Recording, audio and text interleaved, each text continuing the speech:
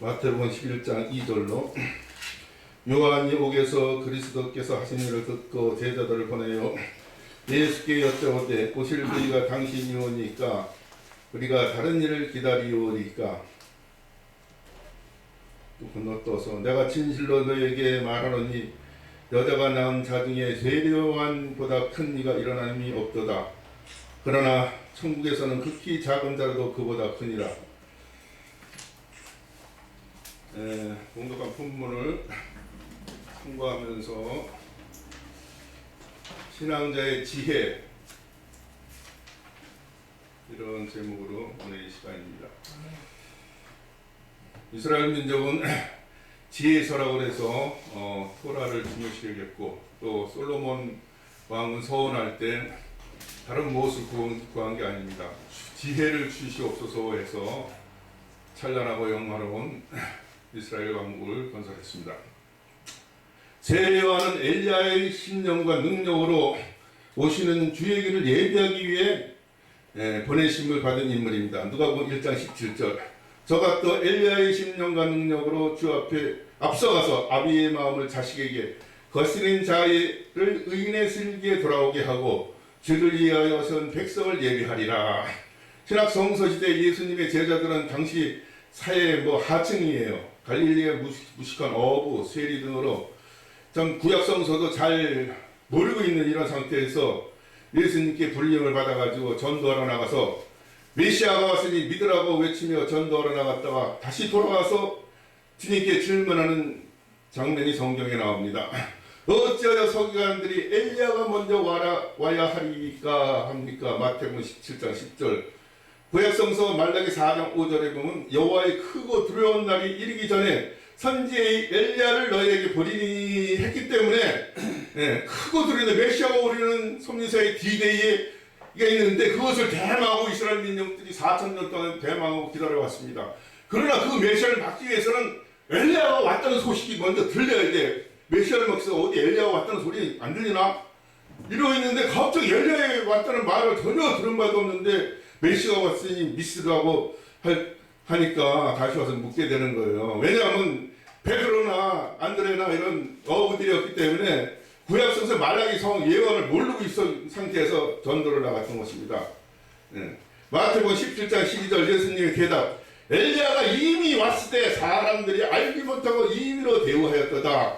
마태복음 11장 14절 너희가 즐겨 받을지인데 오리라고 한 엘리야가 바로 이 사람 세례 요한이니라. 마태복음 11장 14절 라고 예수님께서는 세례 요한을 지목해서 유대인들이 고대하고 후대했던 엘리야라고 분명하게 말씀하신 것입니다. 그런데 영문도 모르고 답답해진 유대인들은 세례 요한에 직접 가서 물어보는 것입니다.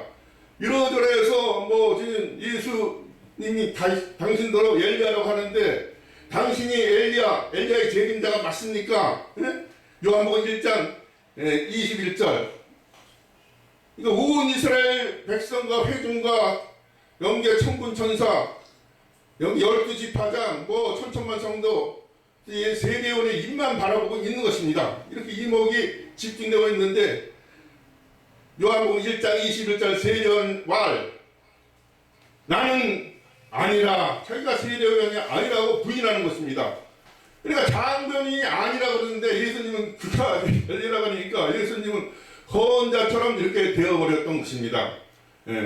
세례요한이 곰곰하게 생각해 볼 때 자기는 엘리야가 아닌 것 같아도 주님이 진목하여 말씀하셨으니 당대 이스라엘 지도자로서 백성들이 또 누가복음 3장 15절을 보면 세례요한이 광야에 빛나는 고행을 하고 수도생활을 하니까 그리스도가 아닌가 이렇게 여길 정도로 신망과 존경을 받는 이러한 인물이었어요. 그러니까 세례요한의 역사는 반복된다고 하지 않는가? 다니엘이나 예레미야, 이사야, 에스겔, 말라기 다 시대가 다를 뿐이지 사명과 역할은 동일형이 아닌가? 이렇게 깨달음이 있고 내가 엘리야의 재림자인가 보다 이 시대 정신을 장악해갖고 로마 제국의 압제와 유대민족의 고난 하나님의 섭리를 생각할 때에 내가 엘리야이다 주님께서 말씀하셨으니까 이렇게 지혜로서 대처했어야 했던 것입니다. 세례요한이 증거를 하면 유대 지도층과 민족은 다 따라오게 되어 있는 섭리적인 환경이에요. 그렇기 이렇게 됐으면 예수님은 유대 나라의 왕이 되었을 거, 세례요한은 수대자가 되고 총리 제사장이 되어서 유대 나라가 잘 되고 기독교를 수행한 로마가 절대 부패하고 무너질 리가 없습니다. 베드로 어부 출신 베드로가 수제자가 되는 건 턱도 없는 것입니까? 세례요한은 명문가 출신의 아버지가 사가랴 제사장입니다. 그리고 광야에 빛나는 수도 생활을 통해서 백성들에게 신망과 선망을 받고 있는 것이었어요. 세례요한이 믿음이 없었던 것이 아닙니다. 믿음이 적어서 하나님의 섭리를 그르친 것이 아니에요. 언젠가는 요단강께서 나는 물로 세례를 주지만 내게 오시는 이는 불로 세례를 주실 것이요 나는 그의 신들매를 들기도 감당치 못하겠노라. 마태복음 3장 11절. 내가 보고 예수가 하나님의 아들이심을 증거하노라. 요한복음 1장 34절. 이렇게 예수님을 하나님의 아들로 증거하고 또 세례를 준 세례요한입니다. 그런데 어느 한날 유대 분봉한 헤롯의 이런저런 스케줄에 연루돼가지고 옥중에 갇혀가지고 전혀 하나님의 섭리와는 관계도 없는 엉뚱한 일로 이 스캔들에 개입해가지고 옥중에 갇혀 있었어요. 옥중에서 또 자기가들이 있으니까 사람을 보내갖고 예수님께 질문을 하는 것입니다. 오늘 봉독한 마태복음 11장 3절 오실 리가 당신입니까? 우리가 다른 일을 기다려야 합니까? 예수님이 이 말을 들을 때 말을 안 해 날벼락 청청변력하는 아연실적인 그런 말이었습니다. 지금 세례요한에 위치는 유대민족 최고 지도자의 자리요 하나님의 섭리가 영광스럽게 꼽히느냐 시도는 떨어지지나 하는 섭리사 최고의 터닝 포인트 흥망의 분수령이 되고 있는 경각의 자리입니다. 자기가 우로 가면 유대민족 전체가 우로 따라가게 돼 있어요. 자기가 자라가고 유대민족 전체가 자라가게 되는 하늘 땅이 말 한마디로 왔다 갔다 하는 이런 위치입니다. 그는 예수님은 흥하고 나는 세하리라. 전 근거는 요한복음 3장 30절. 한때는 요단강께서 세례를 주면서 예수님에게 성령이 비둘기같이 되는 것을 봤기 때문에 세상 죄를 지고 하는 하나님의 어린 양이로다. 요한복음 1장 29절 이렇게 증거의 사명을 다 했던 세례요한입니다. 이렇게 증거를 하고 세례를 베풀었으면 예수님과 하나가 되어서 동각하고 일심동체가 되어서 주가 흥하면 자신도 흥해야지 나는 세하리라. 벌써 주님과는 방향이 다른 것이고 동역할 뜻이 없었던 것입니다. 왜? 자기는 명문과 대제사장의 아들로서 광야에 빛나는 세계 수도 생활에서 신망과 명망을 받고 있던 몸이에요.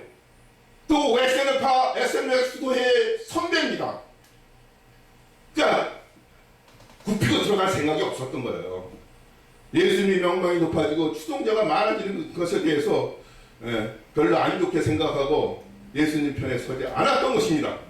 그래가지고 하나님의 뜻과 소명감도 둔감해져서 이런저런 일로 명창 얻고 신세를 지고 하나님의 뜻과는 전혀 상관도 없는 엉뚱한 일에 관계되어가지고 헤롯왕의 생일날 딸 살로메가 춤을 잘 추니까 소원을 다 말해봐라. 쌀에다가 은근히 준수하고 그러니까 세례요한을 좀 좋아했습니다. 연애 감정 갖고 다가오니까 세례요한이 아주 눈길 한 번 안 준 거야. 그러니까 그래서 기분 나쁜데 자기 어머니가 또 이런저런 조언을 했는지 네 소원을 말해보라 하니까 공식적으로 자리에서 다 들어주겠노라. 옛날에 에스더 시대에 아수로가 에스더한테 그럼 다 나라의 절반이라도 주겠노라. 세례요한의 목을 주시옵소서. 소관에 담아서 지금 당장 이 자리에서 주세요. 그러니까 헤롯이 말한 책임도 있고 그러니까 그렇게 해라. 하나님의 뜻과는 전혀 상관도 없는 일로 섭리를 그득치고 자기도 망하고 유대 나라도 망하게 하고 천국도 더 멀어지게 한 것입니다. 오시는 주님 메시아를 증거하고 모시고 동역해야 할 사명을 두고 태어났기 때문에 제일 큰 자였지만 주어진 사명과 역할 책임을 다하지 못하니 천국에서 제일 못난 이보다 더 못난 자가 돼서 천국에 예수님께서 천국에 높은 자보다 가장 작은 자보다 더 작다고 그랬으니까 천국에 더 있긴 있는데 말석에서 탄식하고 있는 것입니다. 마태복음 11장 11절 성경은 웅변적으로 증언하고 있습니다. 여인이 낳은 아들 중에서 세례요한보다 큰 이가 일어나는 없도다. 그러나 천국에선 지극히 작은 자도 그보다 크니라.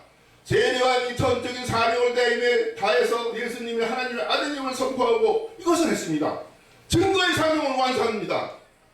그러나 나아서 주님을 따르고 동역하는 모심의 사명마저 하였더라면 예수 그리스도의 십자가의 고난도 없었을 것이고 예수는 구세의 사명을 다하는 그 나라의 왕이 되고 세례요한 자신은 총리가 되었을 것입니다.